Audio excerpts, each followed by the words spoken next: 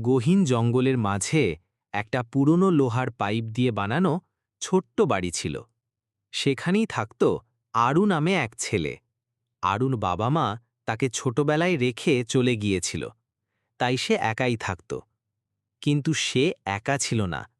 তার সবচেয়ে বড় বন্ধু ছিল একটা বিশাল হাতি, নাম ছিল গজু। প্রতিদিন সকালে আরও ঘুম থেকে উঠে পাইপ বাড়ির দরজায় এসে দাঁড়াত, আর ঠিক তখনই গজু এসে হাজির হতো। সে তার লম্বা সুর দিয়ে আরুকে জঙ্গলের মিষ্টি ফল দিত, আরও তাকে মাথায় হাত বুলিয়ে দিত।